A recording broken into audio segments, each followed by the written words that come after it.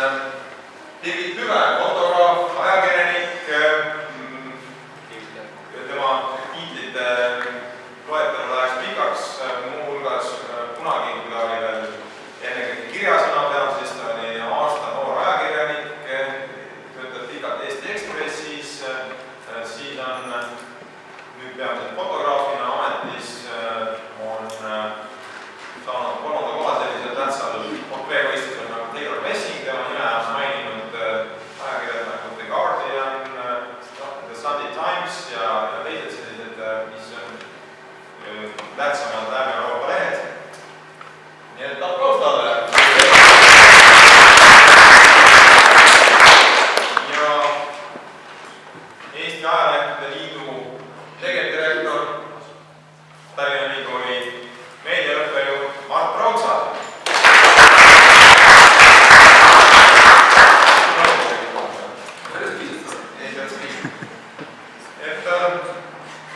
Alustas kohe hoopiski teema väliselt, et video oli väga tore.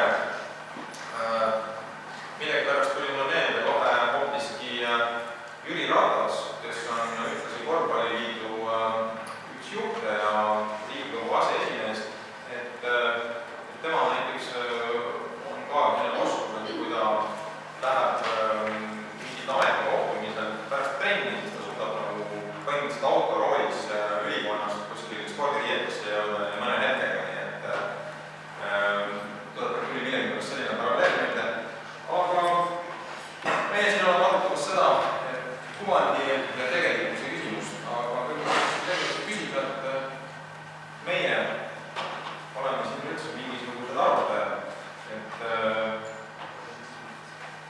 Siiri, kas milline on ajakirjanike enda kuju kuvandi, et milline kujutuspilt nendest, et kas ajakirjanikud on neil hea maine, halb maine, usutakse neid või siis pigem mitte, on neil üldse seda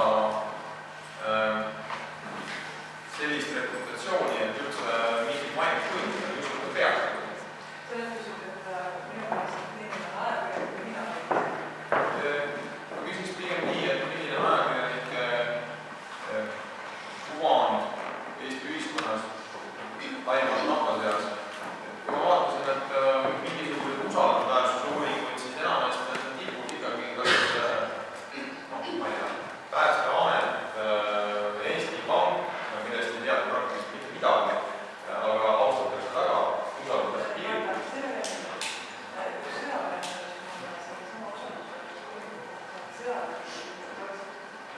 Kas sa saad sõeli rääkida? Kaitsevägi kõige usaldusväärsem sisuliselt ei ole. Eesti Pank ja Päästeamet on usaldusväärsed siis, kui neil ei ole näha, mis läheb iga mõjuvad. Ajakirjanikud on näha kogu aeg ja selles suhtes on ka ajakirjanike, ma ei saa öelda, et ajakirjanike suhtlustakse nii teist kui kolmandat. See ei ole väga paljudest asjadest. See ole nendes küsimusega ajakirjanike kuulda. Keelekest on mida ta teab, kui ta läheb tegema näiteks eriga, kui see vanema elanikuga sündima intervjuud, siis see on kindlasti väga vaja.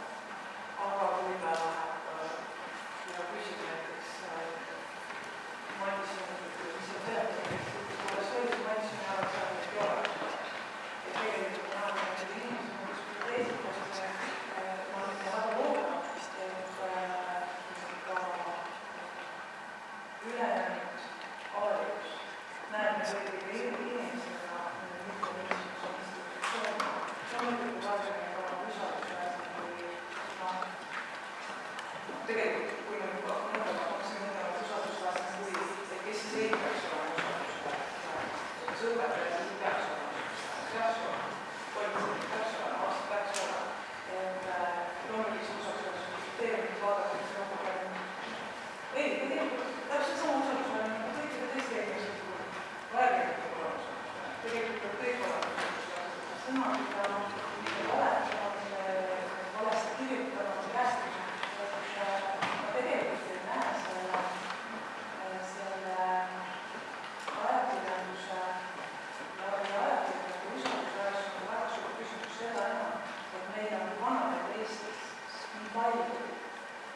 kui üks kanal kirjutab ja teine kanal kirjutab teistsugune, siis on kuskil mingi kolmas kanal, kes kirjutab kolmandale ja ühel hetkel hakkab see tõde välja tuleb, ükskõik milline asja kindlasti. Et ma ei tea, inimese ajakirjandus usaldus küsimusega selline küsimus, kas aastaid on usaldus. Või kes tuleb telegrammis ja teab, et ei ole. Ta on mis läksid, ajastamised sured. Ükskõik, kui valakirjandus teenisid praegu, et minski usaldusväärne, minski ei ole usaldusväärne, peale ei ole. Mäletan jah, et suur selline usaldamise, mitteusaldamise maine küsimus oli siis, kui olid kahtlused, et Andrus Veerpalu ja kasvuhormooni osas, et kas siis on kuidagi tarvitanud liigselt või ei ole, mille see suusaime Eestis siis lõpuks ikkagi põhines, siis tuli mulle selline vihane telefonikõne, et telefon heliseb ja telefoni kõne vastu, mis öeldakse, et mina olen Priit Simson, Eesti Päevaleht, tervist, kas Postimees? Ma ütlen veel kord, et Eesti Päevaleht, et mis asja te kiusate sellest Veersalust? Aga äkki hoopis Veerpalust? Jah, Veerpalust. Ja siis tuli edasi. Nii et põhimõtteliselt vahet ei olnud, inimene oli selles mõttes, kui tekkis valik, et inimene peaks usaldama ikkagi sportlast, mitte ajakirjanikke, ükskõik kui palju neid ajakirjanikke on, ükskõik millistest kanalitest, siis ta eelistas igal juhul sellisel juhul uskuda sportlast. See Veerpalu Eesti tegelikult tookord alati nii palju, et kas meil on poti või telefoni või interneti teema, aga seda tookord alati väga palju. Küsimus oli tegelikult kangelastes. Kangelase langemine on alati koht, kangelase enda see inimene traagika peab kuidagi, inimesed peavad saama seda kuidagi välja. Mulle on hetkel välja see on pigem see, et tegelikult Andrus Veerpalu meie selline rahvusväärne ja juba tore uskuda lihtsalt väga positiivselt, ta on rahvale väike persoon. Kui seda kallale minnakse, kui nad on usukohast tõesti kroonikule väga ei käsitleda, kes kroonikule Postimees päevad, siis ühel hetkel tegelikult kuskile kanaliseerusega frustratsioon, et ärme võtke meie kangelist ära lihtsalt Eesti rahvast. Mul on selline pigem küsin publikult vahel, et kes arvab spordi kohta, mis on see tavaline küsimus või tavaline väide? Kõik panevad. Tipus ikka. Nagu nii, et tõstke käed püsti, kes usub, et kõik panevad. Nii, ainult 3, 4, võib-olla. No hakkab tulema. 5. Äkki on veel mõni? Olen sama. No, ei, jah. Ütleme kõik peale keelt panka ja küsi viimast. Küsimus ongi selles, et nii on väga huvitav jälgida, kuidas ühes koos eksisteerivad näited. Kõik panevad nii tohnikud, meie on muutsa. ja tõid selle sama sporditeemaga meil olid siin tõesti ei ole väga rahvusspordi ja näen spordipealuse kolleegid meil olid selle taga ka suhteliselt võistluseks eduga kohtumiseks 18. No igatahes on rohkem alla ootus, mis tähendab seda, et kõik maailmas kogemuseks tulemus. Aga Mark, sina Eesti Ajakirjanike Liidu tegevdirektorina kindlasti ju meedia usaldusväärsuse küsimustega väga otseselt kogu aeg midagi selgitavad ühest või teisest otsast, et kas sulle tundub, et ajakirjanike usaldusväärsus on piisav? Ei, ma kohe vastasin, aga ma tahaksin minna tagasi näiteks ajas veidi rohkem 20 aastat, mis haakub täiesti selle tänase teemaga. Ma oletan, et see oli see hetk, kui mina koos oma klassivendadega olime siin laval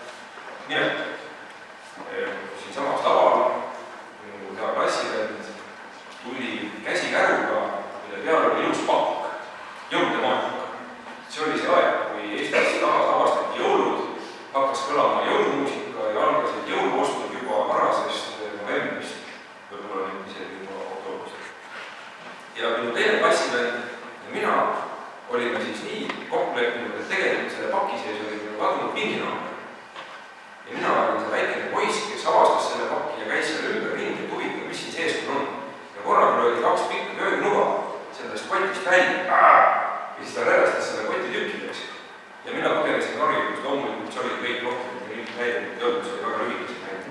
Ja me šokeerisime ülikooli õppala juhatajat, sellepärast on siiamaani viinud.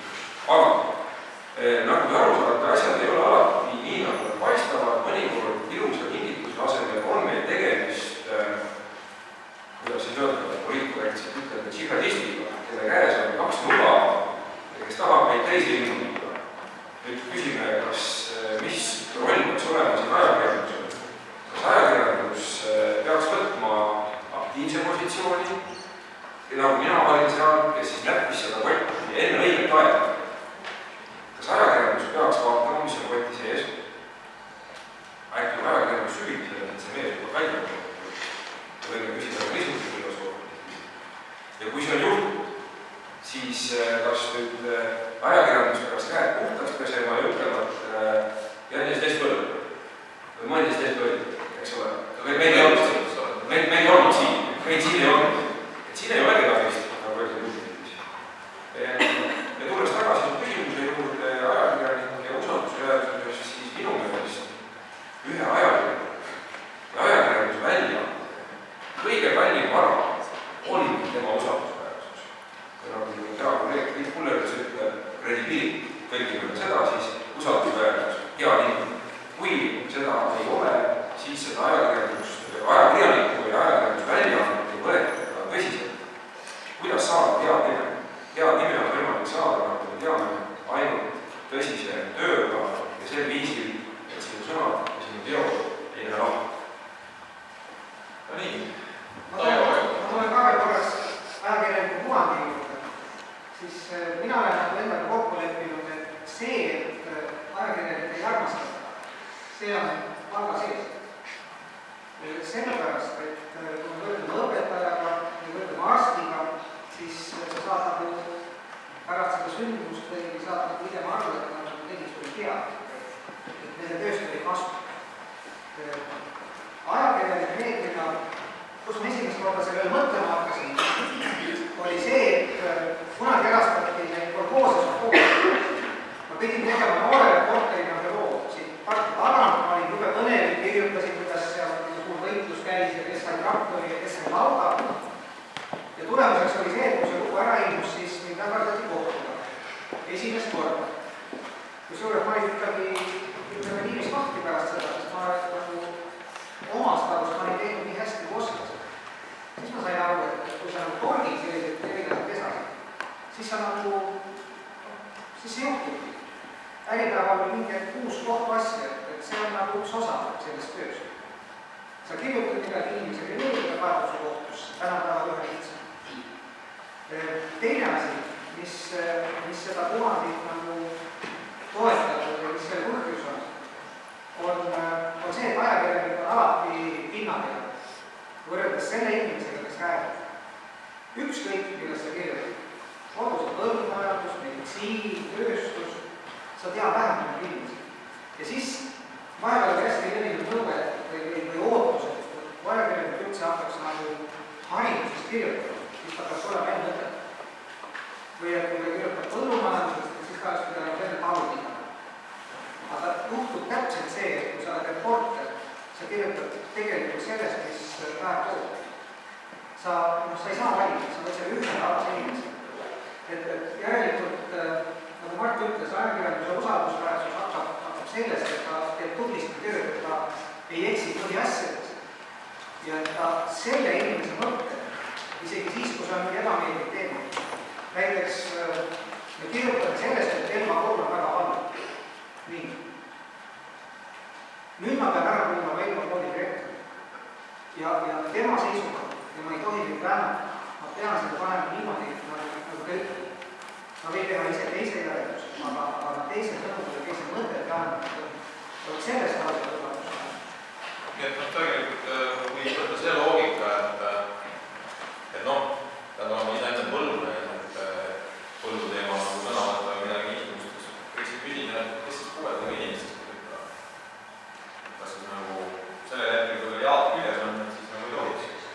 Siis tekib hoopis selline nagu omamoodi vaakum, et see ilmselt siis ei juhti jääb soodus katmata. Ei no, aga meil on olnud paari, et me peame viiluda mingi aja puuetega inimeste seas ja kujutab ette, kuidas oleks elu.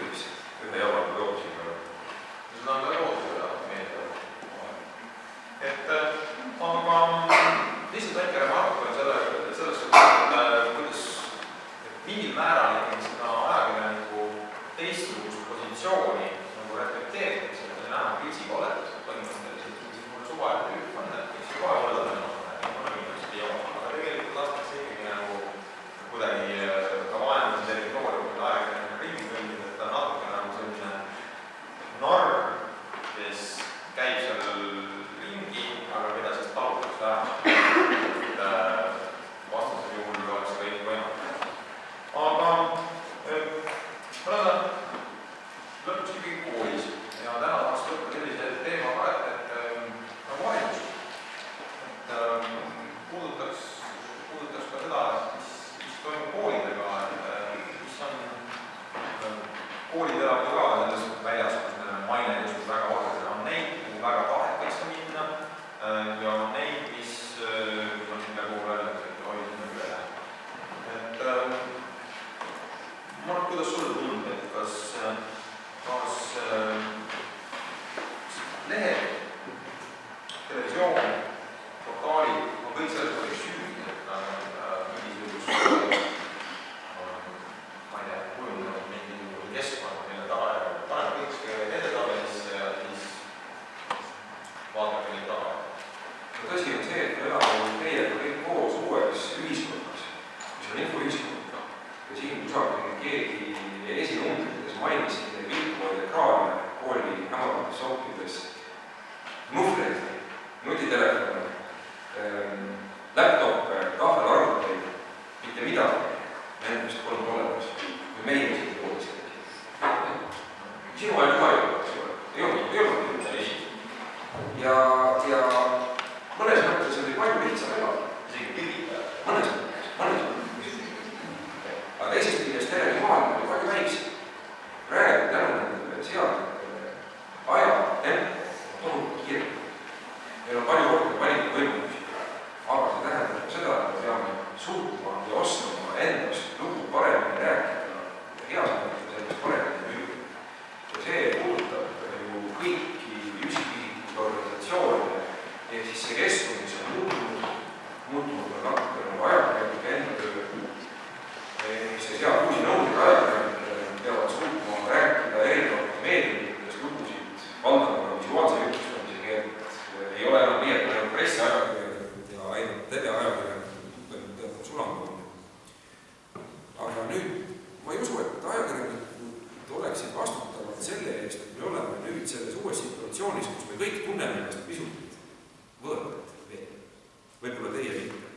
Aga iga uus leiutis tuleb läbi teatud etapid ja viimane etapp on alles see sotsiaalsete praktikate etapp. Inimesed võtavad omaks asja, mis on uus nähtus, nad õpivad seda kasutama viisil, et sellest on kõigile kõige rohkem kasu ja kindlasti on ajakirjanikel siin väga suur ja kaalukas ülesanne oma tööd selles uues olukorras teha endiselt südametunnistuse järgi, harjuma äratundmise järgi.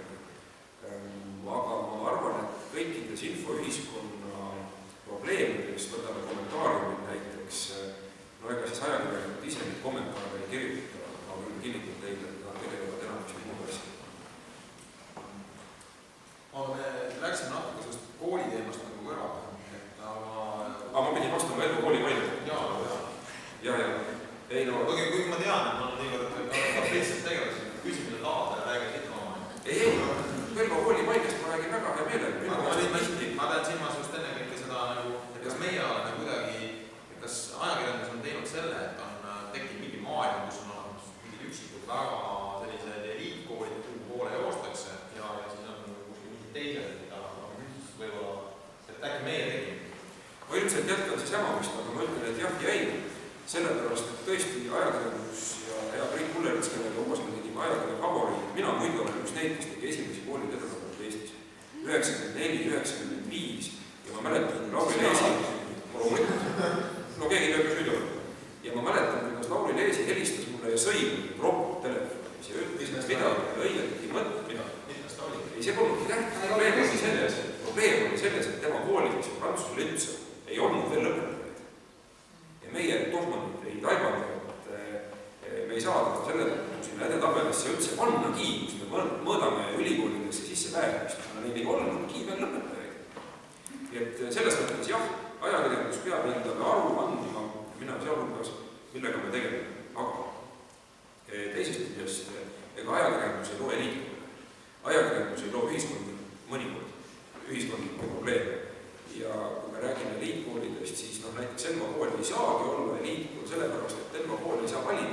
kõiki õpilasi, kes siia tulevad. Ja ma arvan, et ega kõik koolid ei peagi valima kõiki õpilasi. Ja ausalt öeldes mina ei vahetaks oma keskkooli aega siin koolis mitte ühegi teise kogemuse vastu. Et see oli väga suurepärane, väga nauditav, mitte ainult selle sama näidendi tõttu, mis me siin korraldasime, siin oli ka muid asju. Õppisime kõvasti, tegime kõvasti tööd. Noh, see kõik on asi, mida on tore meenutada. Ma arvan, et kriitiliselt peavad enda tegemisi vaatama nii ajakirjanikud, nii õpilased, nii kool, kogu ühiskond tervikuna. Nii, Birgit.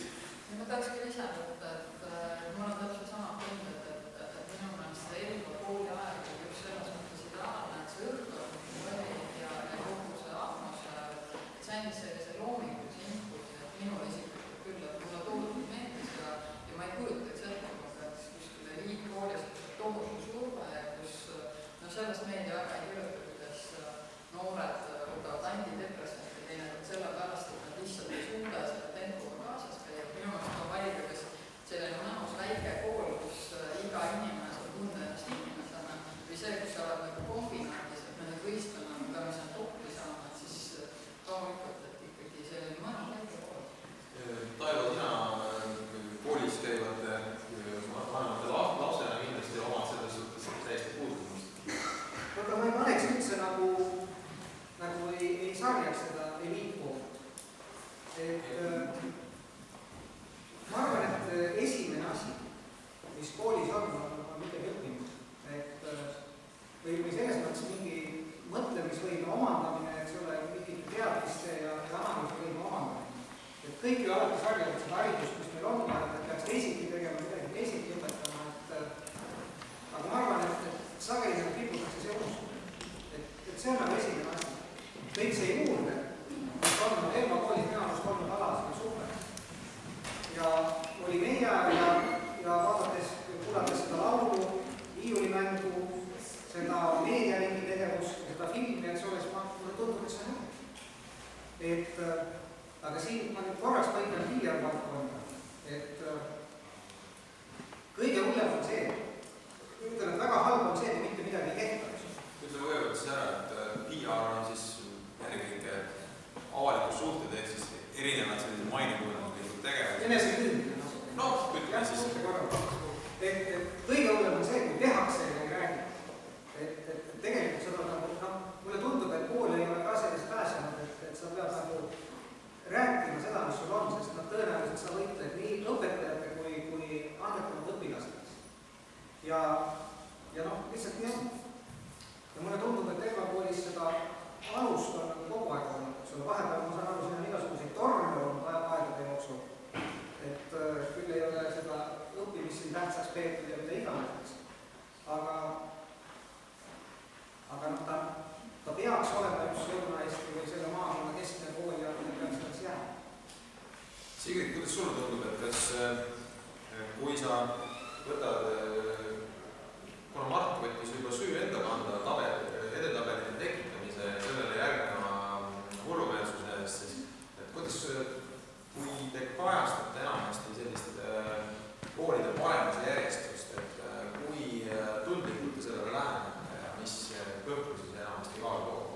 Ma tõtt-öelda ei ole isegi päris veendunud, kui ühelikult oleme ajastanud otseselt paremuse järjestust, sest igasuguste seda sorti väga vaidlusaluste teemadega on ju see, et ka toimetuse sees tekitab see alati tugevat diskussiooni ja ka rahulolematust nende inimeste poolt, just need edetabelid, kes on nagu Birgit, kes ütlevad, et on väike armas oma linna kool, eks, või siis selline suur eliitkool koos narkotiibrite ja antidega, mis me üles tõstame, kus nad sealt edetabelist üles tuleb. Et ajaloos öeldud, et monoliitne mass, mis ütleb, mina isegi hääletame erakonna poolt.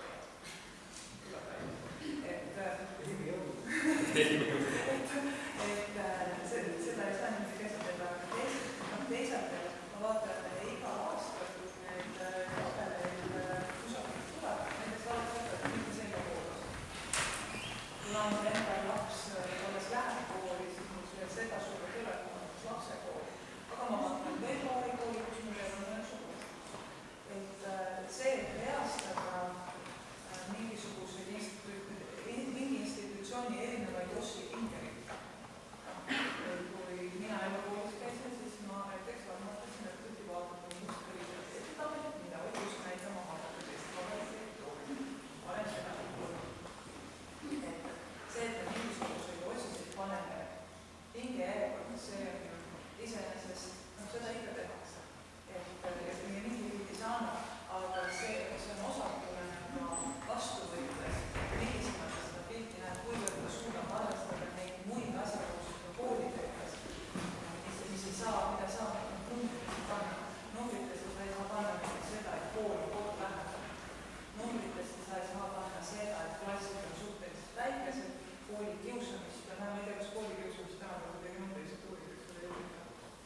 sellest räägitakse küll nii palju, kui võiksime küsida. Et on kõik neid muid selliseid väikeseid väga olulisi faktoreid, et saa numbrid, lugeja peab seda teada. Lugeja peab need aruannet, see tabel, mida ta vaatab, näitab riigieksami tulemused, absoluutselt isegi mida.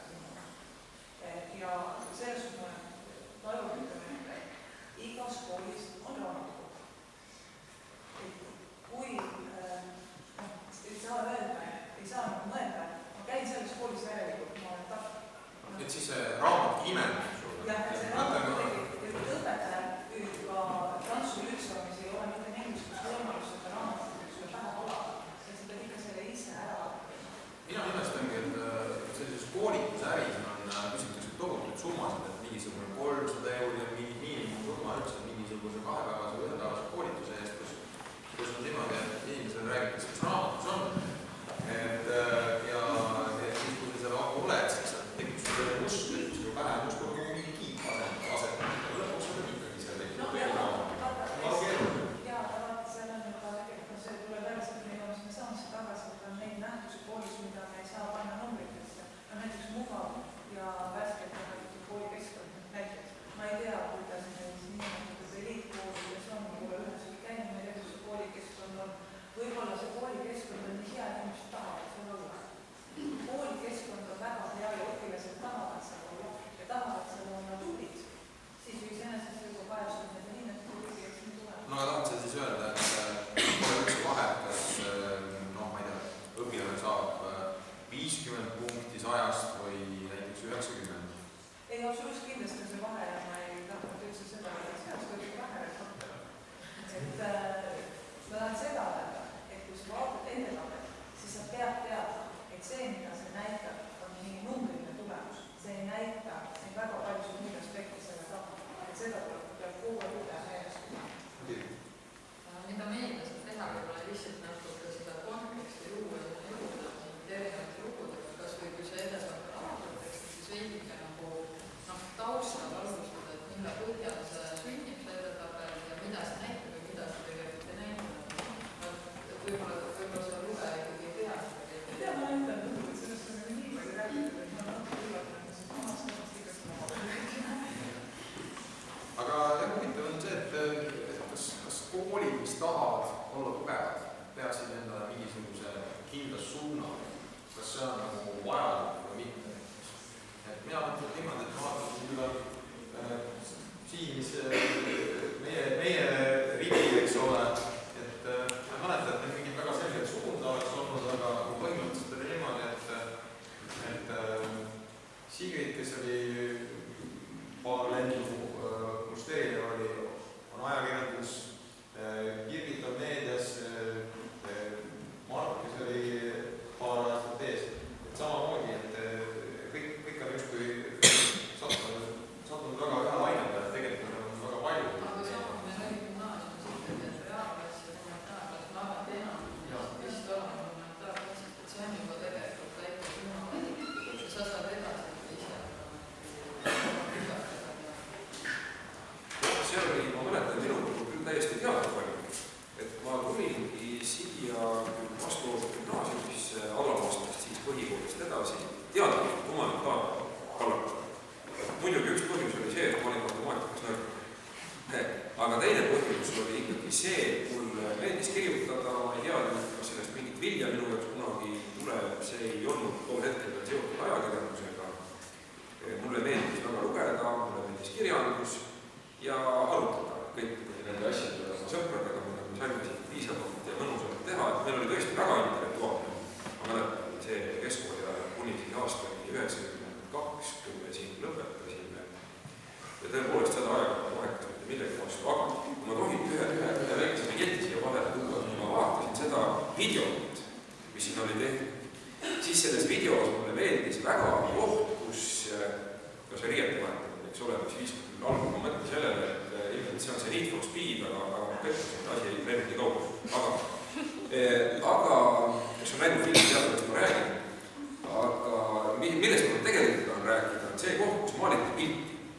Tegelane, kangelane hakkas seda pilti maalima, see oli ilmselt abstraktne pilt, ilmus loodusvaade oli hakkas nagu ka siin, tegi ühe kriipsu, astus eemale, tegi teise kriipsu, astus jälle eemale. Teate, meie elu ja meie mainekujundusega räägitakse muidugi personaalselt brändikujundusest, ma arvan, et kvaliteet tuleb ka ära, kes on nõus sellest väga palju maksma. Kuigi selles on teatud iva, et me peame mõtlema, mida me elus teeme, kuhu suunas me liigume, aga me ei ole võimelised kavandama oma elu ette sünnist surmani, see on võimatu. Näidata mulle inimest, kes oleks suutnud sellega hakkama saada. Ehk siis me liigumegi nagu maalikunst teeb, jah, tal on mingisugune üldine kuvand, aga ta veel täpselt ei tea, mis detailid siia tulevad, ta teeb tükk haava. Ja meil on oluline oskus astuda sellest kuvandist korraks eemale ja vaadata ennast kõrvalt, vaadata oma pilte kõrvalt, vaadata tegevust kõrvalt ja mitte ainult jõuluga, kus meid võib oodata mingi šokinäidet, vaid regulaarselt ikkagi ma soovitan teile iga kuu vähemalt üks päev kulutada sellele, et mõtelda, minna loodusesse, tegeleda hoopis mingisuguste muude mõlutamise asjadega. Ja mõelda selle üle, nagu Meri küsisid, Lennart Meri, kes ma olen, kust ma lähen või kust ma tulen ja kuhu ma lähen. Hea, me räägime kuvandist. Jah. Loll küsimus, kus see kuvand tekib? Noh, see ei ole üldse loll küsimus.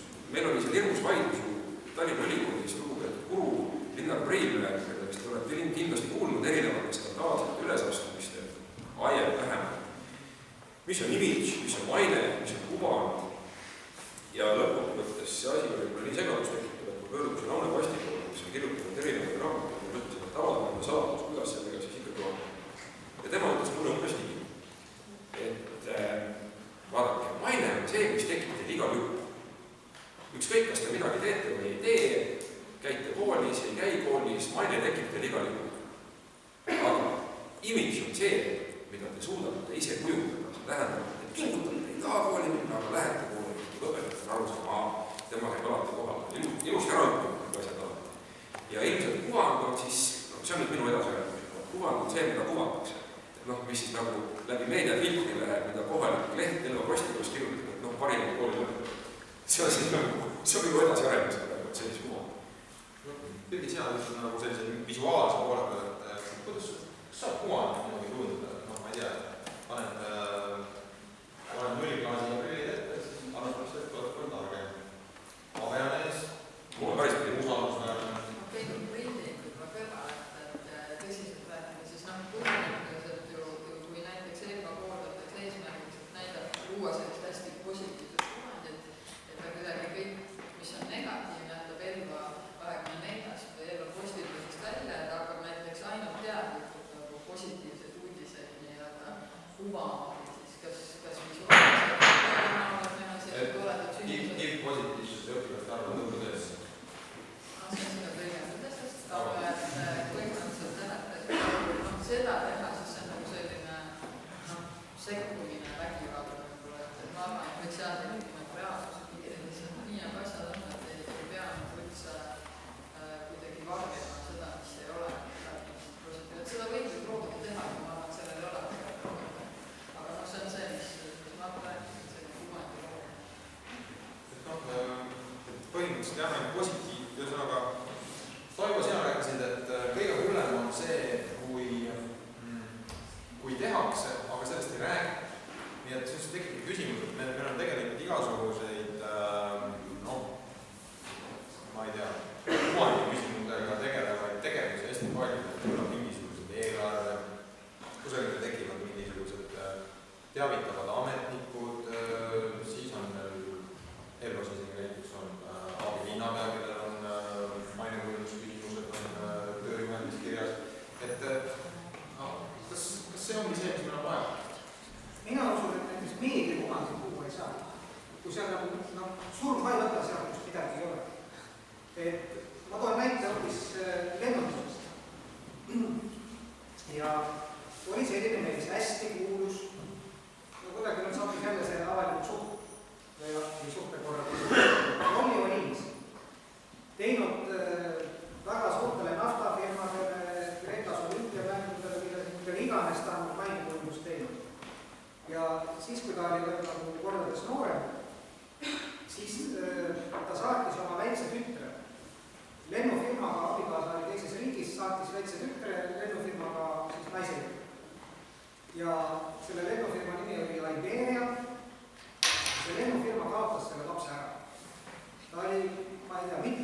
kadunud lennuk oli juba sihtkohas, vast ei olnud, lõpuks leiti üles, aga noh, milline paanika ja milline abistamine.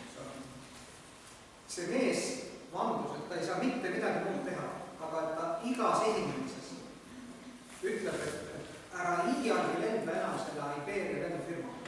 See on see inglise keeles nii hea, don't ever fly with Iberia. Ta alustas iga esinemist selle lause.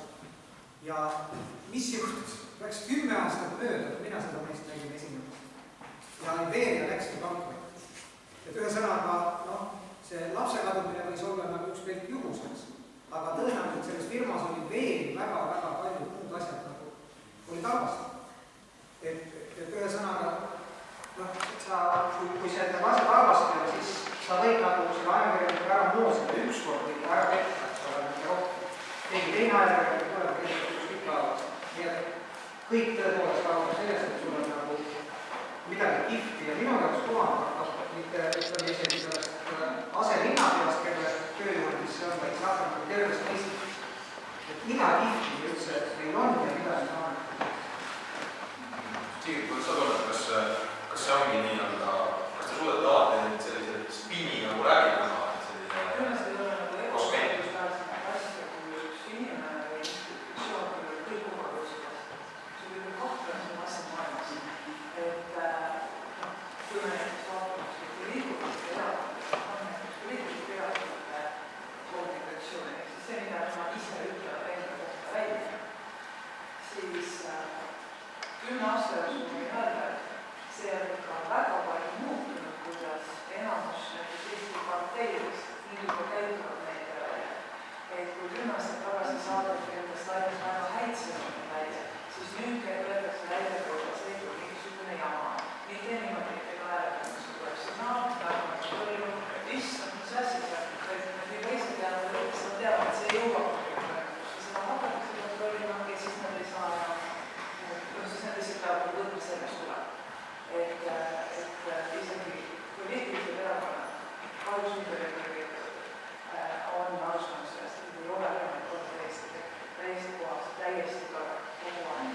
Et see on inimene, kes sul on alati mingisugune viga ja sina ütlesid, et positiivse uudised näiteks koolist. See Eesti ebaosatus vaheline. Sellest mulle midagi tegelikult hoopis püütakse varem, et on inimesed, on mingi madas esikonnaga, see on inimesed. Ja madas ei saa seda muutusi ja muutusi teekida on head, seda Just on tuntud ülipositiivne näide on ju Põhja-Korea. See on parim näide sellest, et kõik on väga hästi, kõik on väga väga. Aga samas kritiseerida nii, et mitte saada juurde, ma ei tea, see ebapatriootlik märk või nii. Ma mäletan, et ma viibisin ühe sellisel konverentsil, mis tegeles psühholoogilise kaitse küsimustega. Siin on praegu räägitud, et Kreml on siin kõvasti rindas meie rahvuspirandi vaimselt otsa ja siis ongi see, et kes siis on meie peamised vastased. Konverents kõigi aegadel oli üsna rahulik, et siis selgus, et põhilised vastased või ohvrid olid oli mingisugune Sami Lodiga, kes kirjutas eestlastest koledast, et ei pese ennast piisavalt palju. B, siis oli mingi muu meedia, kes ei olnud piisavalt patriootlik ja kipus Eestist nagu Eesti üleolevalt itkema. Ehk siis president tegi sõna ütk, ehk siis selline ülge kitk. Ja loomulikult lisaks soomlasele Sami Lodilale, kes ütleb, et neid pese ennast piisavalt palju ja ajakirjanikke, kes tegid nagu liik maa. Oli olemas ka Vene propaganda ja siis ongi nagu peamiselt see oht, et võib-olla siis hakkab see kriitika hästi peale. Mart, kuidas sulle tundub, et kus on selle psühholoogilise kaitse mõistlikkuse piirid? Kas sa oled nagu aru saanud, et kas see, mida teha üritada,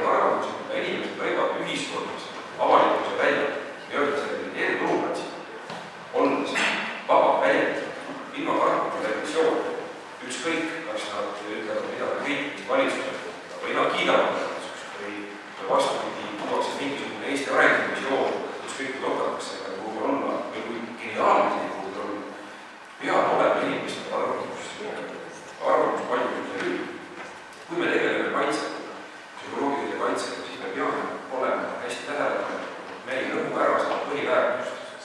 Ehk et me ise ei hakka tegelema tsensuuriga. Ehk et me ise ei hakka tegelema propagandaga. See on hästi oluline.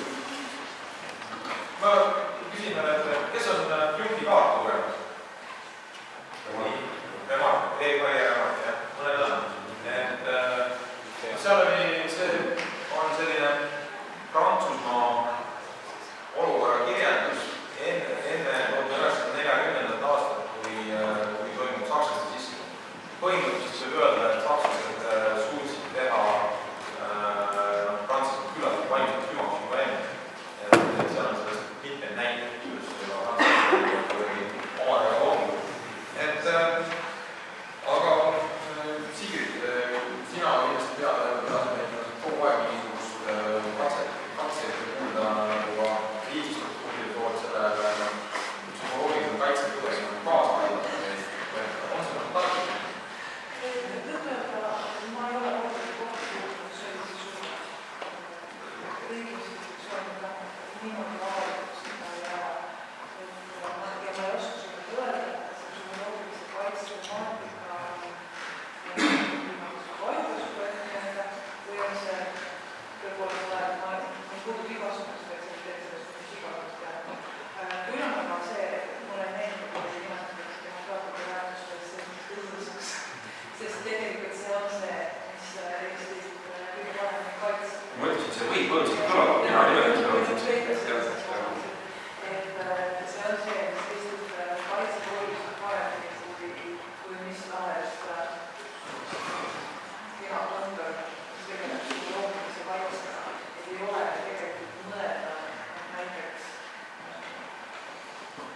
mingisugused propaganda videote või üldistele kanalite asutamine.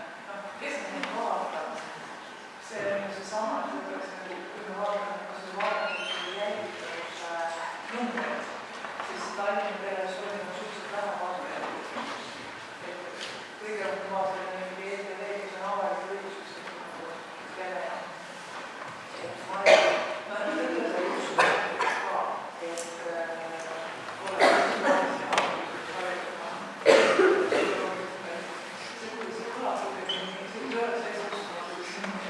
Taimo, kas sul tundub, et meil oleks vaja mingisuguseid koordineerituma meetmeid, sest mõned just räägivad, et vaadake, mis vastaspooled toimub, et millise surve all on ka Venemaa andnud kõik oma erinevad naaberriigid, kus pumpatakse raha, tehakse mingisugune uus network nimeks Kuldi, ja võetakse sinna maaväärselt ajakirjanikud tööle, hakatakse ütlema iga asja peale ütlema, ja siin ongi igasugused erinevad tõed siin maailmas, mis te kritiseerite, et see pole tõde.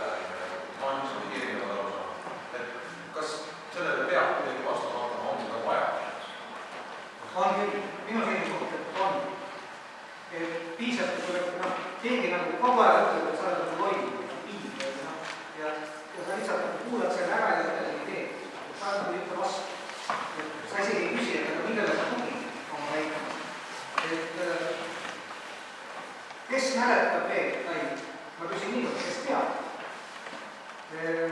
Mille poolest on eriline 23. veebruar? See on täiesti ajatus. No, ütleme, okei, meie naabriks. See on, ma ei tea, kuidas seda nüüd nimetatakse, aga ta oli meie nõukogude Armeenias eluarvastiku päev. Ta on eelmisel. Ta pidi paraad ja sattusin vaatama, ma olin siis Leidus või peale igasugust Leidis, ma vaatasin mõttu otsa Vene kanal. See oli täitsa uskumatu, eks ole. Sealt siis näidati kõike, eks ole, mille poolest on Baltikum all, mille poolest on Gruusia all ja see oli niivõrd, kuidas ma ütlen, te ei usu seda oma silmaga, kui te näete seda. Kuidas ühesõnaga millised klipid, üks uudis oli sellest, et Eesti tahab ära valutada Leningradi oblast. Peterburg tahab ära valutada. Need klipid olid võetud meie naljasaadetest. Mis on see vanast õhtul? Jah, tujurikku ja sellistest asjadest oli klipid. Seda näidati nagu tõsise jutu. See on täitsa käis.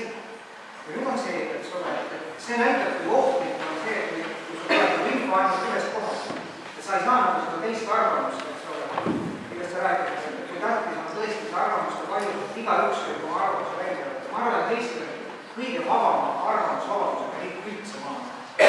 keegi ei jälgi, keegi ei kontrolli, keegi, ma arvan, isegi ei muidu kõnesid, eks ole, kui tõesti seda, tavaline inimene. Kui ohtlik on see, kui kogu see rahvas pööratakse nagu ühte usku, et Eesti ongi toodud agressiivne ohtlik riik. Et selles mõttes peab meil olema, kuna see iga kord tuleb praegu tõsist propaganda meie vastu, siis ma arvan, et selle üksuse ülesanne ei ole mitte meie inimesest harjutada, vaid leida argumendid nendele väidetele vastu. Nii et seda on vaja teha. Küsin vahel, et kas keegi on Elvas näiteks kunagi näinud Georgi lippe? Tuleb näidata. Teate, mis on Georgi lipp? Mis ta on? Oranž mustad sellised, mis enamasti väljendavad toetust Venemaa tegemisele. Mina kusjuures Järve ääres nägin eelmine aasta juuni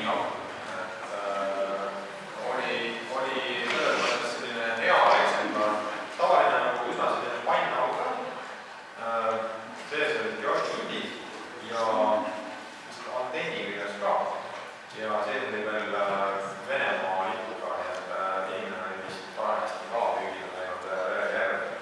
Nii et me oleme suurvenelasega ilmselt mõned särjed kaasanud. Aga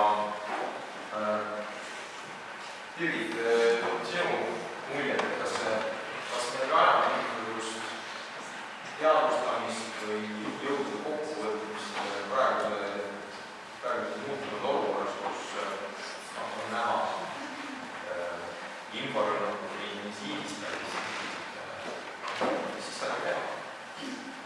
Ma olen just selle valdkonna spetsialist, aga ma tegelikult nõustun täiesti talguna ja seda tegelikult loomulikult, et kui ma sattusin just kuu aega tagasi Moskvasse, kus tegelikult seda talguna kuulsid, et seal on nagu 2 päeva üheselt maailma. Et üks on see igapäevane näitena, mis tegutseb oma rütmis ja see on see paralleelmaailm, mis tuleb meedias, mida seal väga hoolikalt kontrollitakse.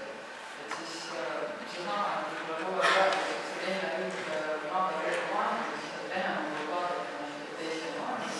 Et siis ühel inimene mõtleb, et kui meil on siin kõrvas, siis on hästi kõik, et inimesed juba nagu psühholoogiliselt on niisugune nagu mõtleda meediat, et vaatasid, et see kõik on tegelikult tekkivad, kus ei ole meediat, selle vastu loomulikult ülemuseks tegema. See on nagu nii tohutu suurem.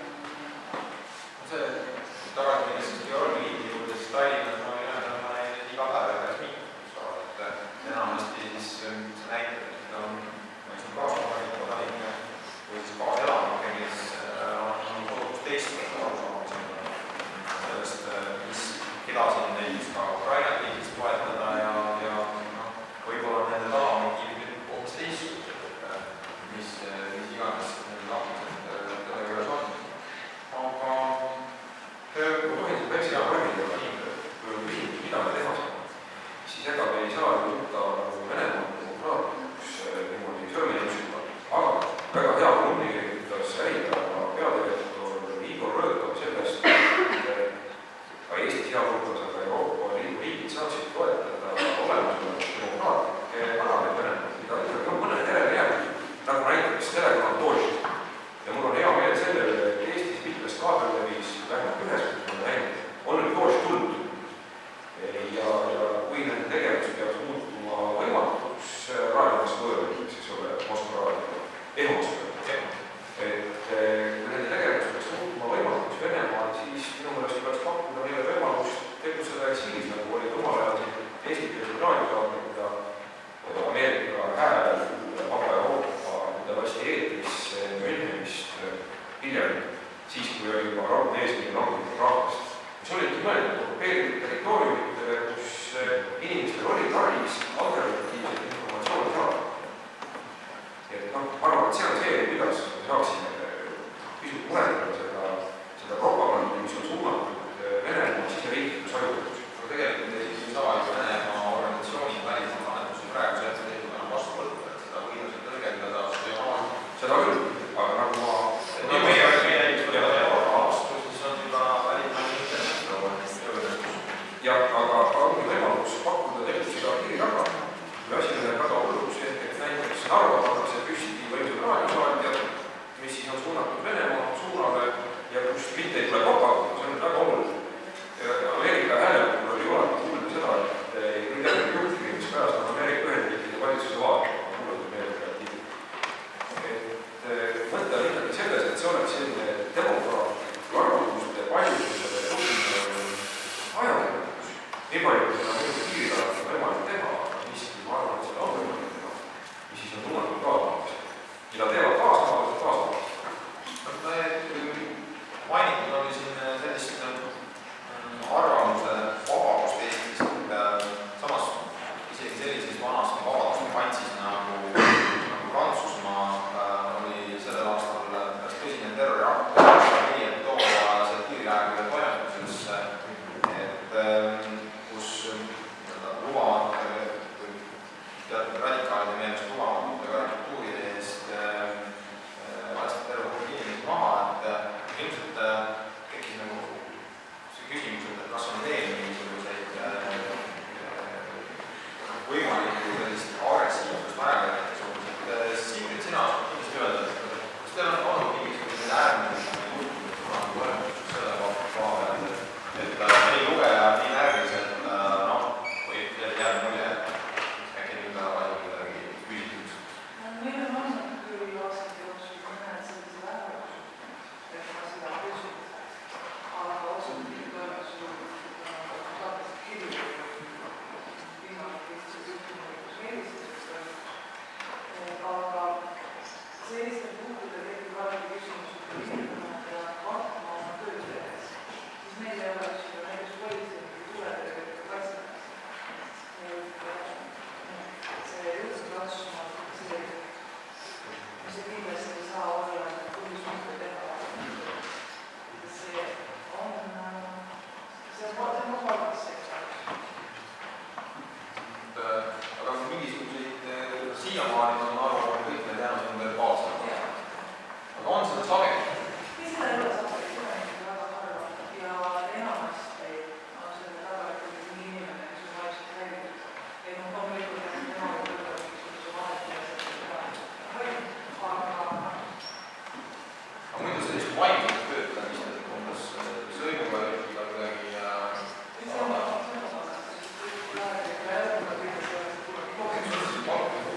ei, see lihtsalt käib töökeskkonnas. Loomulikult on inimesed, kes helistavad ja sõimavad, ma võin täiesti julgelt seda sõna kasutada, sõimavad viimane kord minule endale, mis on kogemus, kui ma olen kirjutanud kommentaari, mis pooldas seda kooseluseadust. Tõepoolest ma sain 2 nädalat järjest telefoni kõne, mis olid sellise sõnavaraga, et jõudnud isegi oma ema. Aga samas see on ka üks asi, mis tuleb vaadatakse tööd ka. Et on inimesed, kes ei oska, ei taha oma arvamust avaldada. Ja nad avaldavad seda sellisel moel. Kui te ütlete, et politseinikud saab ka päris palju sõimata, vastad ilmselt ka. Ma ei tea, kui sõbradega. See, et sa tabasid tegelikult, kui ütleme, sul on see sotsiaalne närvkogus, et sa selle loo tabasid kuskile 10-sse, et see läks nagu inni. See on ka see, et mitte kunagi mitte keegi ei reageeri, siis parem. See on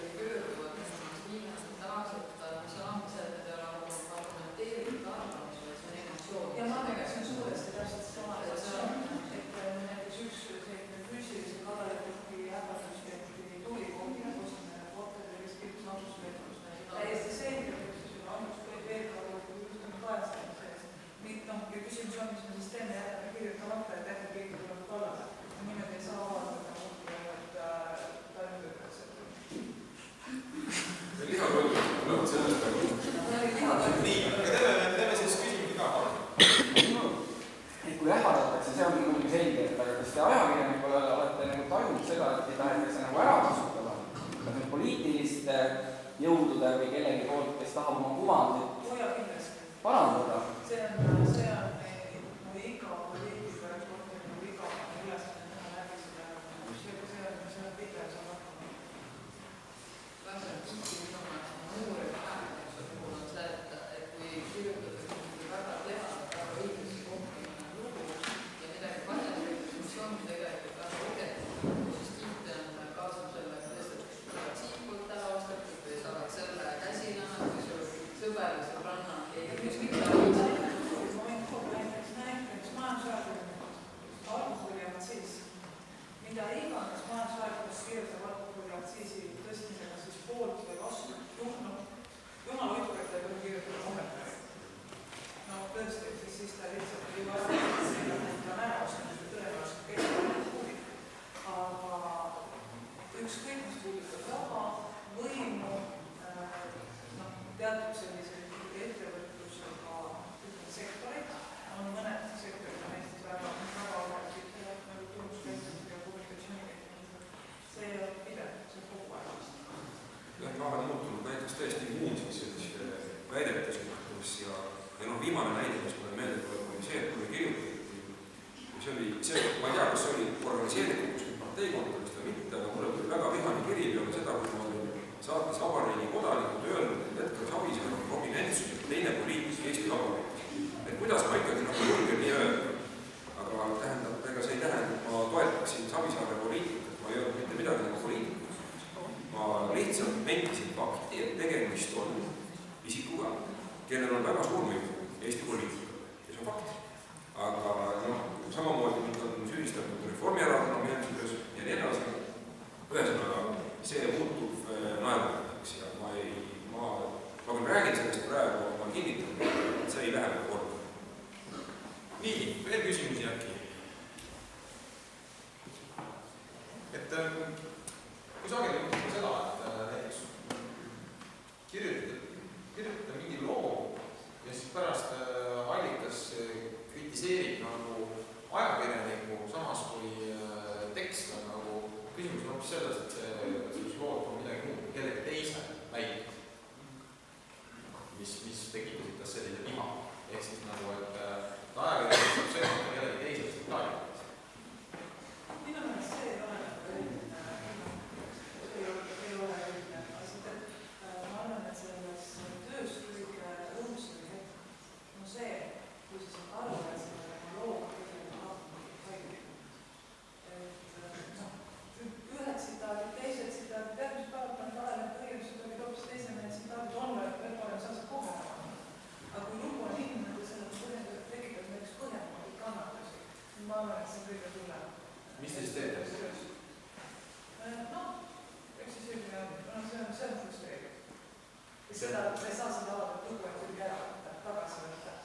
Selles mõttes Rein Lang ütles, et tänada vale on nagu minutiga juba kaks korda ümber maaga teinud. Kas need trageedilised nagu on ees, neil on kogu aeg mingisugune häda.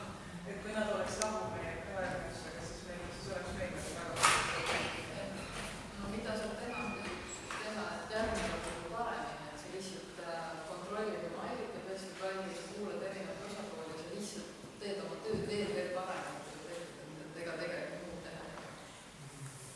Birgit, sina oled ennegi visuaaliaga tegelenud, et kusagil seda juhtub, et ajakirjanikud panevad inimesest nii lolli pildi, et sa põhimõtteliselt ei saa kuidagi mõistlikku muljet selle uudis jätta. Aga milline on viimane selline tekst, mida sa ise mäletad? Ma mäletan enamasti, kui õhtul arvamus uustegi küll alati autorist sellise pildi, et on palju. Aga enda pildi nad ei küll. Ma olen neid näinud. Ma tohin vastata ühe näite. Just täna hommikul ma vaatasin eilset Eesti Päeva ja seal oli juttu sellest Põhja-Tallinna linnaosa Vanemaa Tamme case'ist ja poliitplakatitel näeb ta välja, kuidas nüüd öelda, noorustik ja selline seksikas. Aga see foto näitas mulle ülekaalumist keskealist naist, mis mõtlesin püha taevas, et kas see nüüd on nagu ajakirjanduslik manipulatsioon või vastu, me oleme paljastanud poliitilises filmi. See on PR ja meedia vahend. See on kohas pinne, tegelikult kui ma elan tema, kui ma valmis ringkonnas, siis ma olen saanud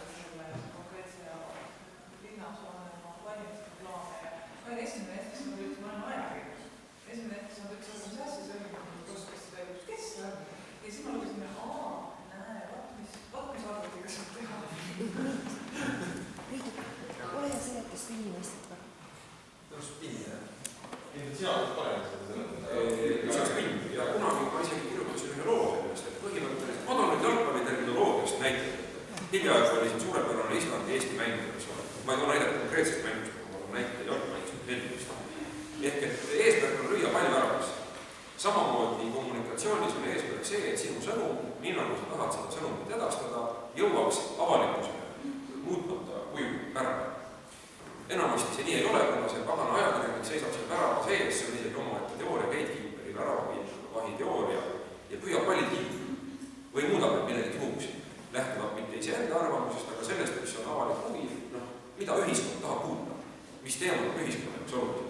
Mitte nüüd see, et me avasime ilusti suurepärase mingisuguse uue lasteaia, vaid et see, et lasteaia koht ei jätku kõikidele. Väga lihtne näide.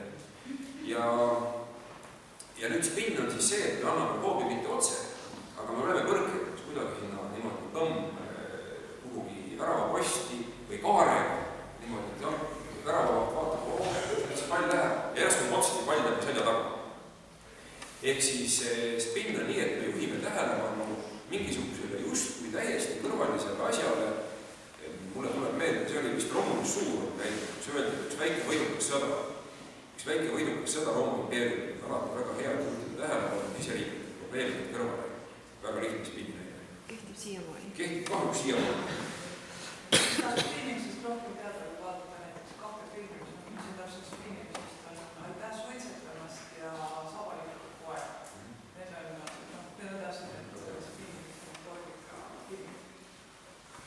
Aga mida teha olukorras, kus ajakirjanikud võivad alati, faktid, eks ole, et vaatame, mis faktid on. Aga minu arust tähelepanu näiteks kui on sellise suurema kriisi. Võtame kas või selle sama Ukraina kriisi, et kas siis faktid on vaja või kas faktid on faktid. Ja et kus me siis nagu seda tõde leiame.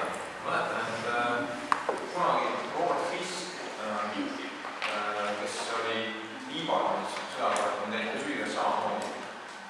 Ja on see siiamaani aastakümneid olnud üks tuntumaid sõjakorrespondente üldse. Ta ütles, et ta kuuleb niivõrd palju väljamõelmise sõjas, et see nagu ütlus, et tõde ja sõja esimene ohver. Ta kuuleb nii palju väljamõelmise mõlema poole kohta, kuidas need on mingi metsikusi toime pannud, et ta ei oska lõpuks nagu orienteeruda, et mida uskuda, mida mitte. Kes see sõjas on hea ja siis ta lõpuks võttis selle lähenemise, et ta raporteerib ainult seda, mida ta ise on näinud. Ta ütleb nagu midagi ette. Kuidas me siis järjestame? See on väga iseenesest mõistlikuma tundub põhimõte, kui me läheme vastates tõe kriteeriumite filosoofiasse ja mitte nagu pahatahtlikkuse pärast, aga tegelikult filosoofiast on väga tihti klassikalist filosoofiast. Me leiame vastu oma tänapäeva probleemidele. Siis on filosoofia põhiliselt küsimus, mis on tõde. Ja teisest küljest, kui mina seda tõdelit katsun, kas tegelikult see tõde on olemas. Et see, kui ma seda räägin, ma seda katsun, aga võib-olla teie seda üldse ei näe. Äkki kuna seda tõdelit olemas. Ja isegi selline teooria, et filosoofias öeldakse, et kui ma mäletan, kes see filosoof oli, aga jooksub ette ja mingi keegi seda sündmust ei näe, siis seda sündmust pole olemas. Ehk et see oli niisugune natuke tujujutt, aga võimalik konkreetseks ja konkreetselt mõtlen seda, et Aristoteles ütles seda. Erinevalt sofistidest, kes tahtsid näidata tuust ja valguna, et tõde on olemas. Sofistid ütlesid, et tõde on olemas. Aga häda on selles, et meie teiega ei pruugi seda tõde kätte saada. Aga me peame alati liikuma selle tõe suunas ja tegema kõik endast võimalikku, et me liiguksime selle tõe suunas, mida see tähendab ajakirjanikega, see tähendab kuulata erinevat. Tõepoolest võimalus on ise liiga kohal, võimalus on ise vaadata asja, olla ka ise kallikas. Kindlasti mitte tugineda sotsiaalmeediale, sotsiaalmeedias on kriisisituatsioonis väga harva midagi tõsist võimalik leida. Kuna sotsiaalmeedia võimendab ta nagu kõlakonna efekt, ta võimendab sellise kõlakonna. Ja mulle tuleb meelde Eestist, kui ma jätsi eelmisest aastast näidin, kui sotsiaalmeedia sattunud tagaajad oli autos, kus oli mingi lastevahistaja, kes oli võtnud lapse autosse ja pärast oli välja, et isakast lapsele jääda. Ei olnud mitte mingit lapse vahistamist, aga see oli juba mingi pildid ringisid ja nii edasi tegelikult võtke kinniga verd. Niisugused kõlakad on väga lihtsalt sündinud sotsiaalmeedias. Ja kindlasti kriisi olukorda näitasid ka Oslo pommi, selle Breivikuga rünnakud Oslo pommiplahvatuse näitel, meil käis kõnelemas Verenets Kangi toimetusest,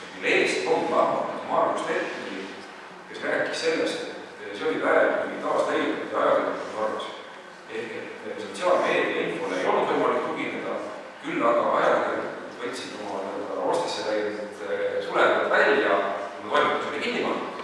Nad pidid võtma ühe hotellituba, nii nagu Eesti Ekspressi kunagi hakati tegema ka hotellituas. Lähtopid olid kaasas, õnneks fotoaparaadid ka fotograafidele ja hakati tegema, vanasti head ajakirjanikud. Kõigepealt fakt, faktikontroll, mitmekordne faktikontroll, kõlakaid eetrisse ei lase. See on selline kvaliteedi tingimus. Jah, tõsi on see, postmodernismis ka info sõdades öeldakse, et aga tõde pole olemas, et millest te räägite, teie olete raha. Seda küll, aga ikkagi mina tulen tagasi seda Aristotelese juurde, et tõde on olemas, meil võib olla erinev arusaam sellest, aga me peame liikuma selle tõe suunas.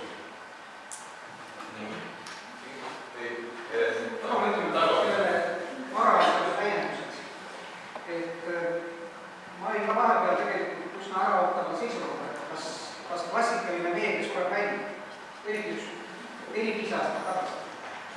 Et kõik nagu lobisid, tundus, et kõik nagu, kuskil oli näitajad, et Ameerikas keegi nagu kasvas suureks ja teenis juba miljonit ja nii edasi, et see oleks lobijatest.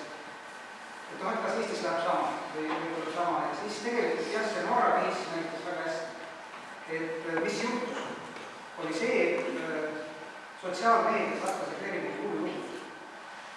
Eks ole, et kui palju on tapetud, mis kõik toimub ja nii edasi ja kohe hakkasid kohama emotsioonid. Et tegelikult olid need sama rahuliku loomuga riigid valmis minema osaluse immigrantideks. Ehk sealt oleks võinud tulla midagi väga huvitavat, kui see sama ajakirjanikud järgmist rangist ei oleks tegelikult nagu seda objektiivset infot andnud esialgne sõimati selle ees. Et kuidas te valetate ja kuidas te kõik räägivad teisiti, see oli arvanud, kõik räägivad teisiti. Ja nemad hakkasid tõesti seda faktu kontrollima samm-sammult minema, eks ole, mõnes mõttes ma arvan, et võiksid ära väga suure tabada. Iseenesest on ju vandenõuteooria taotud väga põnevad, et keerulistel aegadel tekib sellest rohkem. Praegu, kui vaadata meenutab portaali Telegram, siis see on just suuresti sellistele klassikalistele vandenõuteooriatele põhinev, eks ole. Maailma juhivad illuminaadid, eks ole, väga kiiresti jõutakse küsimusega, ma ei tea, räägitakse Ukraina olukorrast, natukese aja pärast, küsitakse politoloogikast, ja muud sellist suhteliselt selline segane kraam nagu Rosolje ühes koos. Et siin ongi see küsimus, et mida siis lõpuks uskuda, mida mitte. Et vaatan, et täna muidugi peame siin Telegrami tervitama, homme on juba konverents vist. Jah, kus kohas? Ma ei ole kahtlustavane. Tallinnas on just jah. Vaatasin ka huviga, et see ongi ja mäletan, et seda sellise vandenõuteooriat on ka Eesti Ekspress kõvasti aasianud. Kuidagi oli seal mingi hetk, nad tegid naine, et nad joonistasid mingi muugatünnile peale chemtraili ja siis loo lõpus ütlesid, et tegemist on täielikult vägemannisega. Aga sellele vaatamata kuulab kommentaatorid, kes suutis juba öelda, et nüüd on tõdega peavoolu meeles, kuidas taevast mürgitatakse ja mingisugust organisatsioonide käigus. Aga Birgit, võib-olla sina mäletad mingisuguseid klassikalisemaid vandenõuteooriaid töö rohkem läinud, sina kui Ekspressiga kõige rohkem kokku puutunud isik? Ma arvan, et selliseid klassikalisi vandenõuteooriaid on toimetuse siseselt ei teada ringelnud, aga mina olen alati ikkagi tehtud on see, et on püütud natuke ka olla selline, mis ma ütlen, natuke nagu lugeja kõrnatugu mängida, tema intelligents prooviga, seesama näide, mis teeb künnidega, et kui see lugu lõpuni kohe, sa saad aru, et see nali, kus inimesed esitab aprillil või kannatub, petab, aga et just eilime nagu seda piiri katsetada, et seda on väga tihti teinud just Ekspress või otsin mingeid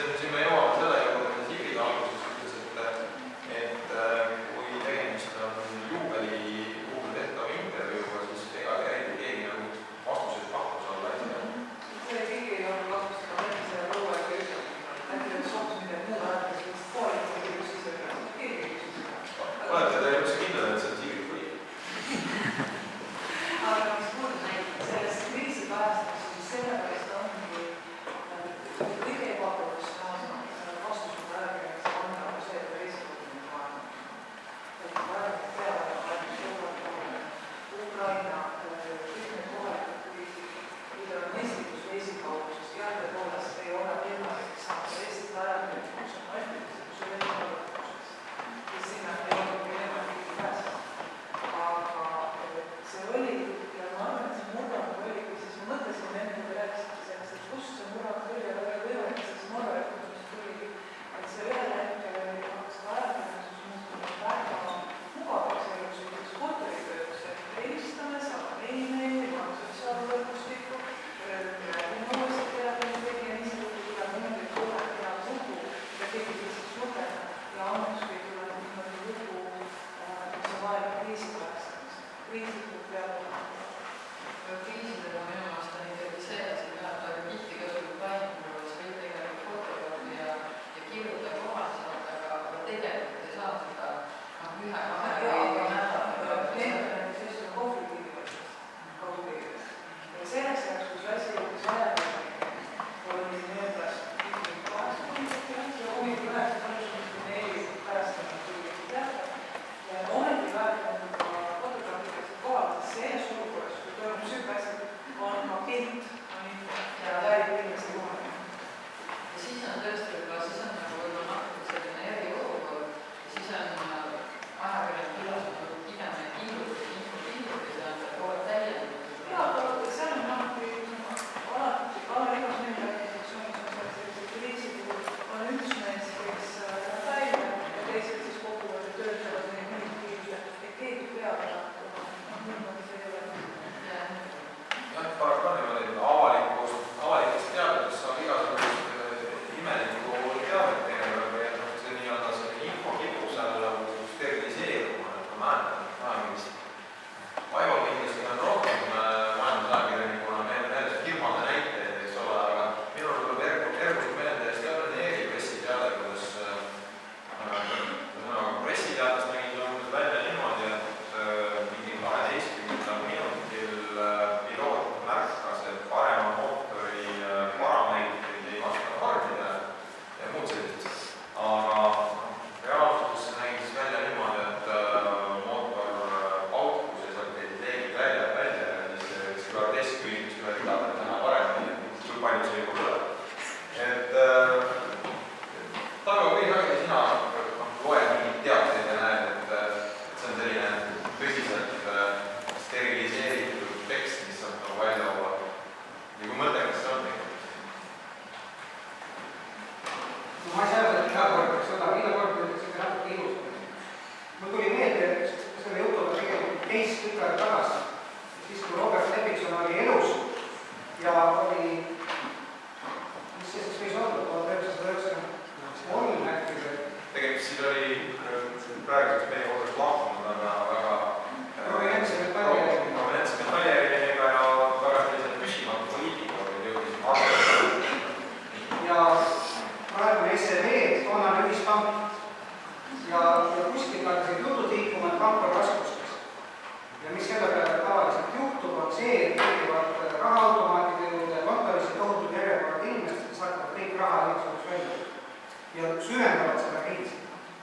Ja see on olnud üks kord, kus on, minu jaoks on olnud ikkagi tsirkus, kus tegelikult ajakirjanikud mängisid kaasa. See oli see, et Robert Lepikson, kes oli panga nõukogu liige, läks nii-öelda kui tavaline klient panka, kaamerad filmisid kõik, kes ole, ta võttis välja 100 000 krooni. Tolle on 100 000 krooni on tegelikult suur raha. See oli nagu kõik nagu aimasid, et see on tegelikult makasuhka või selles mõttes, et see on lihtsalt sellest päevast kokku korjatud, Robert Lepikson võtab selle välja ja pärast ei panda tagasi. Aga see oli teiskus, kus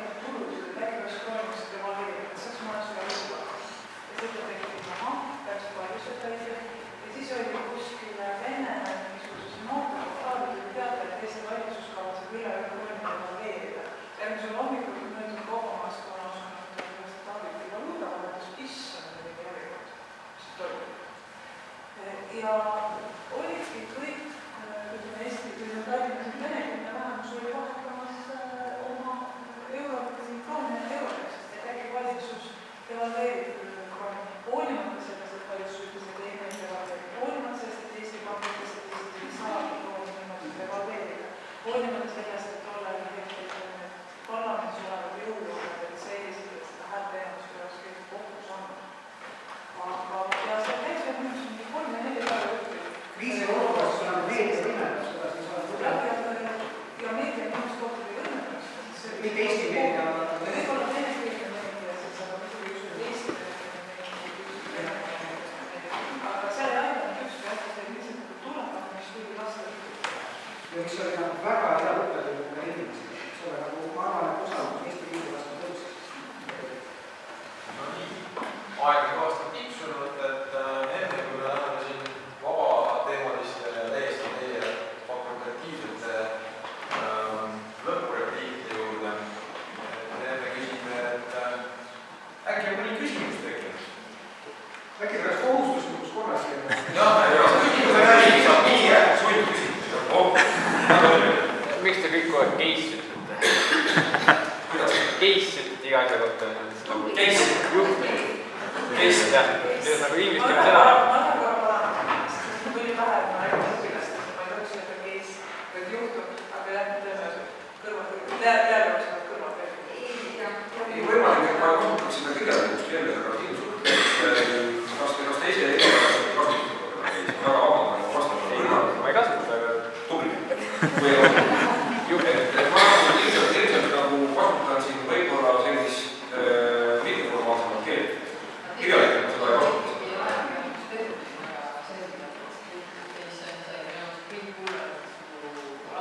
Seda küll. See oli vist niimoodi, et Eesti keeles puudus ja hea termin. Juhul ei ole nagu päris see. See teis on natuke nagu näide, eks ole, ja erinevas nähemust. Aga ükskõik, kuidas nende siin õiguskonna tegemist on ikkagi lihtsalt Aga viis selle küsimuse eest järgmine küsimus. Enne saab viia, eks ole, üliõpilane. Mis iganes aines see on.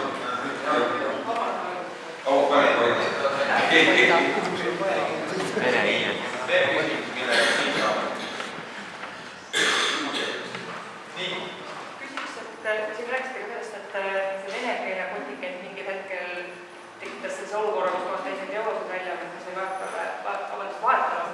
Et kuidas te hindate üldse, kui üks keelel on tegelikult ikkagi vene keelt kõnelev elanikkond, et kuidas venekeelne meedia meil on see piisav tegelikult venekeelse elanikkonna teadmine kõikidest nendest oludest, mis tegelikult Eestil on? et minu teadmist venekeelset reeglid ja venekeelset poliitikat on suhteliselt Pigem küll, jah. see loetus on iseenesest see koht, kui selline on kätte saada, mis on Eestis probleem, on ju see,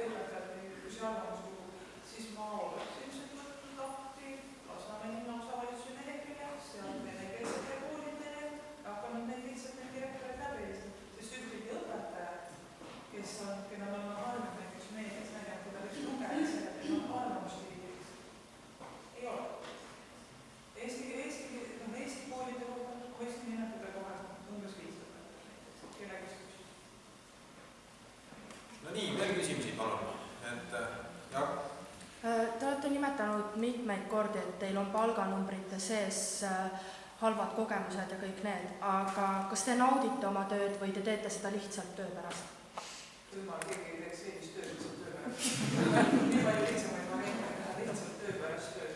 Et ma olen näiteks sageli mõelnud, et kui ma olen pensionides, ma hakkan seda tegema, et talvel tänavad jääseks.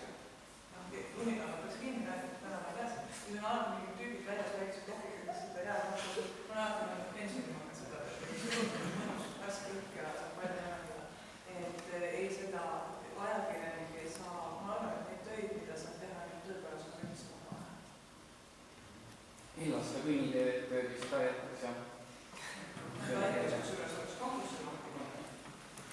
Aga tegelikult mõelge ise, mis on alternatiivid. Et alternatiiv on nagu näiteks minna mingisugusesse PR-büroosse kirjutada Estonianeerida seda teadet, et mootori parameetrid ei vastanud normidele.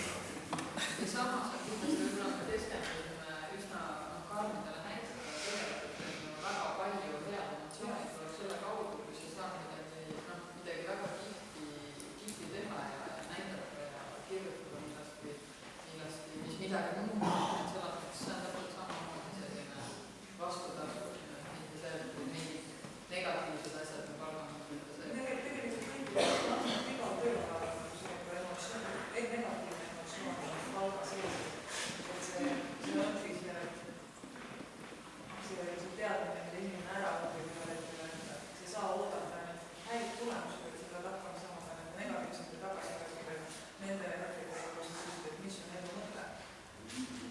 Tohib, ma pean esinema kiiresti selle fakultatiivse sõnaga rohkesti lubada. Lugupeetud eesistuja poolt, sellepärast, et ma pean minema hambaarsti juurde muide siia samasse, väga hea hambaarsti juurde. Ma käin regulaarselt oma juures, kui vaja. Ja mul on veel üks kokkulepitud ammu aeg. Aga ühesõnaga fakultatiivne sõnavõtt on see, ma mõtlesin, et mis võiks nagu kõlama jääda minu jutust ja ma mõtlesin, et kõlama võiks jääda see, et mis teie oma elus teha on 3 asja, mida te võiksite taotleda. Esiteks terviklikkust, me räägime kuvandist, kuvand on oluline, te ilmselt vaataksite mulle pilti, kui ma oleksin siin räbarakis teie ees. Jah, välimus on oluline, aga nii füüsiline pool on oluline, tervislikud eluviisid või vaimne pool, see tuleb tasakaalus, seda esiteks. Teiseks, pange omale kirja väikesed arengu eesmärgid, nägite videos ka pilti ei tehtud korraga valmis, ühel päeval üks kriips, teisel päeval teine kriips, tehke see kriips ära ja tundke sellest rõõmu. Mu hea sõber on Mägironi ja ta ütleb, et kui see tipp on nii kõrgel, ma jõuan, mul jõuda otsas, ma teen väikese arengu eesmärgid, ma lähen selle vähima kivikeseni ja siis järgmise vähima kivikeseni ja nii edasi. Ja kolmandaks, ja inimesed minu meelest jagunevad 2 gruppi, ühed on need, kelle eest otsustatakse, kellega manipuleeritakse, kes on need, kui ma nii tohin öelda, siis jah, kelle teda sõidetakse. Ja teised on need, kes otsustavad oma elu ise. Olge ikkagi need, kes otsustavad oma elu ise, õppige juhtima oma aega, oma tegevusi, et ärge jääge ootama, kui te jääte ootama, siis tuleb kusagil keegi, kes otsustab teie eest ja te olete lihtsalt massi osa. Ärge seda olge. Igatahes tore oli siin olla, ma tänan.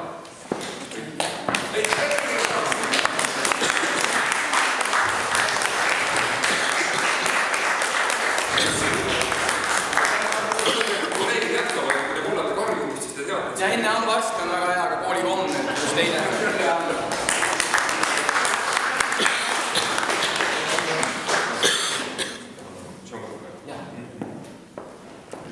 Nii, aitäh, Mart Raudsaar Eesti Ajalehtede Liidust. Et meile siin võtame veel paar küsimust, mille eest saab kaasa samamoodi viia.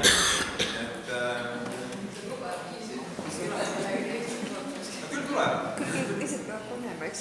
Nii, kas teil küsimusi? Tegelikult ju päris hea liigub. Mina küsiks, et millised on teie sellised kõige ekstreemsemad lood või mida te kajastanud olete, mis on nagu hästi meelde jäänud, on hästi põnevad ja huvitavad? Minu on üks väga konkreetne lugu tegelikult, mida pärast hiljem otsustasin, et ma tegelen ainult pehmete teemadega, et võib-olla ma ise loomuselt liiga siis kuidagi ise pehmet. Ühesõnaga, ma hakkasin kunagi tegema lugu sellest, kuidas kaksikud õed olid siis tegelikult gümnaasiumiõpilastele, kusjuures oli seal prostituutidena tööl ühes hotellis, nad ei pääsenud sealt ära. Lõpuks asi jõudis kohtusse, ma kohtusin nendega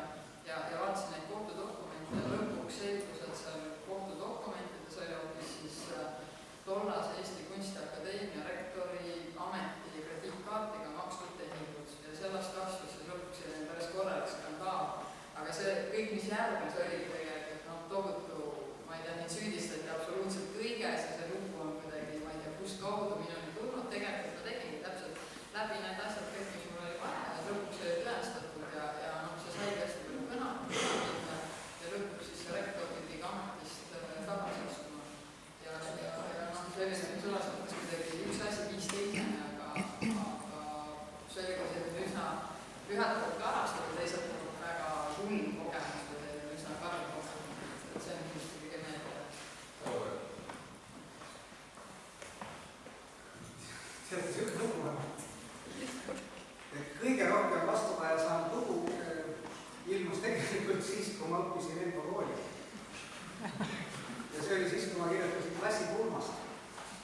Siis oli veel ajaleht edasi ja ma ei mäleta, mitme kuu jooksul ilmus vist kas 11 või 13 lugu nagu järgmisele, eks ole. Et see nagu, see algas umbes sellega, et üks Eesti kultuuriuurija ütles, et see on nagu Eesti rahva lavastamine, mis kõik on üsna karmid terminid ja siis selle keegi kirjutas poolt ja läks nagu tohutu vaidlus. Aga võib-olla kõige meelde ja mulle on olnud ka mõttele tagasi, vaata, see vanem ajakirjanik olema, see on see, et ajakirjanik sa oled kahjuks õnnes 24/7. Ja see on see, et mul oli, siis ma juba töötasin Postimehes, oli just nagu reporterid saanud seal ja meil oli mingisugune tudengivahetus, et ma pidin sõitma Moskvasse, et saada mingit Norra viisat tudengite grupi. Ja siis see juhtus olema 19. august 1991. See oli siis see päev, kui tegelikult tankid olid seal Valge Maja ümber ja loomulikult ma unustasin, et viisatus seda ja teist, eks ole, panin sinna kohe ja tahtsin saada kohti Jeltsini. Seda ei õnnestunud kahjuks, aga ma pääsesin siis Valgesse Majja sisse, sain ühe tema abiga rääkida, see oli tegelikult, täna ei vabustanud tankid oma inimeste vastu saanud tankid mitte kedagi. Aga sel ajal see oli tegelikult üsna suur vabustus. Ja pildistasin, rääkisin sõjaväelastega, rääkisin siis Jeltsini pildiga. Sel ajal ei olnud ju mingisugust sidevahendit peale telefoni. Nii et ma kirjutasin teksti valmis, siis pääsesin seal telefoni juurde seal staabis. Siis sain selle keegi siis, ma mäleta, kes Tartus lindistas selle kogu selle teksti üles, et see oli nagu päris ehe elamus. Ja selle juures veel üks nüanss oli see, et sain siis lõpuks ukse vahelt sisse sinna Valgesse Majja, see oli tohutu kaitse oli ees, üks purskjad poisid olid automaatidega. Ja hakkan uksest sisse minema ja üks hoiab kinni sellest kotirihmast, siis oli see mingi hindamaht kott, eks ole, selle mis jama on, eks ole, ikka saaks ruttu sisse. Ja see kotirihm on jäänud automaadi sihiku, kinni, niisugust nagu automaati ütlegi. Et see oli päris ehe elamus. Ma meelest tahaks rääkida pronksiöödest, aga ma ei saa, sest tol hetkel oli mu väga raske tööst Eestis pronksiööd ja ma olin ainus ajakirjanik Postimehe toimetuses, kes pandi autosse ja saadeti koju. Ja nii teeme nädal aega, kõik teised tegid rohkeid asju, mina pidin minna koju, sest ma ootasin last ja kõik teadsid. Aga kõige minu vaadamine, minu enda jaoks hästi mitmetasemeline kogemus, mis ma ajakirjanikuna sain,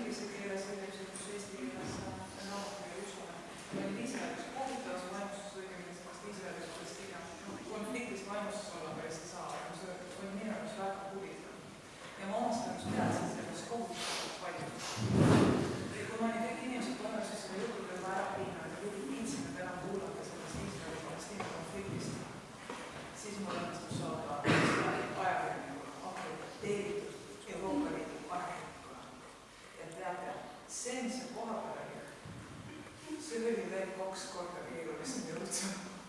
Et kõik see, mis ma olin lugenud selle kohta, see oli ainult väike sissejuhatus, et tegelikult seesama konflikt ja seesama võimutus seda lahendada oli veel 2 korda suurem. Ja see oli minu jaoks nagu ajakirjanikuna see kogemus, kus sa võid avastada enda jaoks mingi asja, mis on kogu aeg olemas olnud ja avastada enda jaoks nagu täiesti oma teemana. Et hiljem oligi, et minu kanda oli kostümines üks arvus pooletaja või ühtkeelse pooletaja, kõik need Iisraeli ja Palestiina kõigile araablaste konfliktidest. No nii, aga mina lühidalt öeldes käib Süüriasse napib enne, kui sinna sellesse linna, kus praegusel hetkel on Islamiriigi, ISISe pealinn, hetkel veel olid suhteliselt ohutu, suhteliselt tähendab seda, et parajasti linnas veel on koomida. Et võib-olla oli selline näha tolle hetkel lootus paremale, mis tänaseks hetkeks on rohkem pakkunud. Ja neid nagu nii-öelda täpselt ära ja viimase võimalust seal käia. Aga aeg on jõudnud nii kaugele, et äkki teeme siis sellised moraalid lõpuks. Minu meelest Mart juba suhted on asjad ära, aga mina tõesti tegelikult oma sellega kuulanud ja tahaks lihtsalt teada, et kasutage ära see aeg, mis te olete selles koolis, kus tõesti ei ole sellest tohutult nampima, kui võtta seda nagu kõige paremas mõttes nagu endas aeg, ja võtta aeg mõtlemiseks, et mida te hiljem teha tahate. Ja lihtsalt hinge sellest mulle vaikselt, et te võib-olla see suudab siit silma endaga samm-sammult ja oskab minna soovid, mida te väga-väga soovite, et tegelikult üks võtta täituvad. Kasutage see aeg ära selles natuke nagu rahulikumas koolis, kui on Tallinna koolid üldse Tallinna elukeskkond, mis on oluliselt ihedam ja suuremad segajad, nautida seda ja kasutage see aeg ära.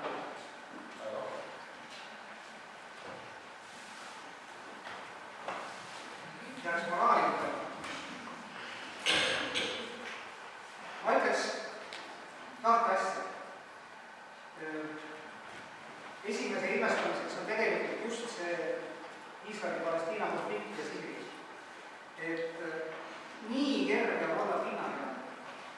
See, et sa vaatad natukene siit, natuke seal, natuke kolmandast midagi ja siis ütled ka, et seal midagi toimub. Et mingi kamm on seal. Ja nii on iga asja. Ja need inimesed, kes viitsivad natukene see üks nõks rohkem pingutada, võtta see raamat lahti, otsida internetist midagi. Ma arvan, te olete kõik sellega kokku puutunud, et nii kui sa natukene süvitsi lähed, nii läheb asi huvitavaks. Nii on eesti keelega, nii on geograafiaga, matemaatikaga, ükskõik millega. Kui sa natukene lähed sammu edasi, siis hakkab nagu endale kaudida. Ja tegelikult sa oled loogilik pärast seda autoriteeti. Sest enam inimesi on lihtsalt. Et see on nagu üks mõte. Ma muuseas ise võitlen sellega hirmsasti, sest ma kipun ka vaja hinnata. Ja teine asi on see, et ära usu seda esimest infot, mis seda tuleb. Tänapäeval on nii kerge, nagu Mark ütles, faktikontroll, et see võib olla nii sädelev lugu, eks ole. Kõige selgem näide, eks ole, oli lugu rohelistest mehikestest, eks. Et nüüd aasta hiljem tunnistab Venemaa, et nii väga rohelised mehikesed ei olnud, eks. Aga nii on paljude lihtsalt asjadega siin Eestis ka. Esialgu, sa tahaks nõustuda seda ühte, mis kõigepealt öeldakse, sest see läheb sageli sinu mõttega kokku. Ole kriitiline, vaata natukene teisest kohast veel, kuula teine pool ka. Et see aitab nagu tobedaid olukordi käituda, kus on nagu ise korki lendab. Ma räägin teile loo, kuidas Põles Elvas suur pood. Ma olin siis gümnaasiumis, Põles suur majakargade pood maailmaa, seal, kus on see kesktala. Nii. Ja mis rääkis terve Elva?